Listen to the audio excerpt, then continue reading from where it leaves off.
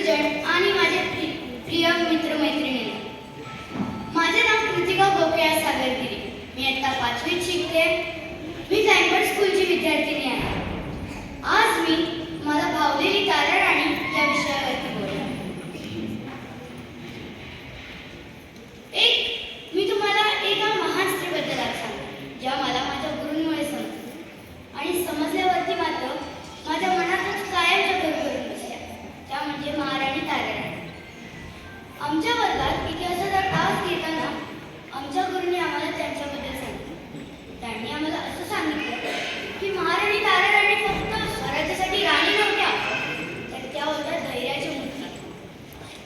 छत्रपती राजाराम महाराजांच्या निधनानंतर जेव्हा संपूर्ण स्वराज्य अडचणीत होतं, चारी बाजूने शत्रू हल्ला करत असताना तेव्हा त्यांनी स्वतः पुढे येऊन त्यांचं नेतृत्व स्वीकारलं. हे सगळं ऐकताना मात्र माझ्या मनात एक प्रश्न आला, एवढ्या मोठ्या प्रसंगात घाबरल्या नसतील का? पण पुढे आमच्या गुरूंनी आम्हाला असं सांगितलं की त्या घाबरल्या तर असतील, पण त्यांनी माघार घेतली नाही. त्या घोड्यावर बसल्या, सगळ्या सैनिकांना एकत्र केलं, रणनीती आखली आणि औरंगजेबासारख्या बल्लाळ शत्रूला वर्षानुवर्ष झुंज देत ठेवलं. तुम्हाला माहितीये, मी महाराणी ताराराणीला कधी आठवण करते?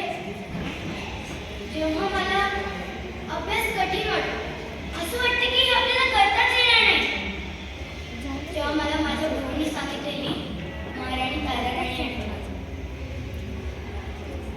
जेव्हा वर्गात उत्तर द्यायची वेळ येते, या स्टेजवर थांबायची वेळ येते, तेव्हा मात्र मी माझ्या मनात एक प्रश्न आणते, तर महाराणी ताराराणी एवढ्या मोठ्या प्रसंगात घाबरल्या नाही, तर मी का घाबरू? पण महाराणी ताराराणी यांनी स्वतःला मुलगी म्हणून कधीच कमी समजलं नाही. त्यांनी असं म्हणलं नाही की हे माझं काम नाही, उलट त्यांनी म्हणालं हे स्वराज्याचं काम आहे आणि हे माझंही आहे. जेव्हा मी घरात माझ्या आईला संपूर्ण घर सांभाळताना बघते किंवा आमच्या शिक्षकांना आम्हाला घडवताना बघते, तेव्हा मात्र मला महाराणी ताराराणी महाराणी ताराराणी असं म्हणायच्या की ताकद मोठ्या आवाजात नसते, तर ती ठाम, पण ती शांत पण ठाम निर्णयाने असते. आमच्या गुरूंनी आम्हाला हेही सांगितलं की महाराणी ताराराणी यांनी इतिहास घडवला, पण प्रसिद्धीसाठी कधी धावल्या नाही आणि स्वराज्यासाठी लढल्या, आणि हेच खरं त्यांचं यश. म्हणूनच आजही मी त्यांना आठवते. कधी अभ्यासाच्या वेळी, कधी कठीण प्रसंगात, कधी जेव्हा स्वतःला विश्वास कमी पडतो तेव्हा.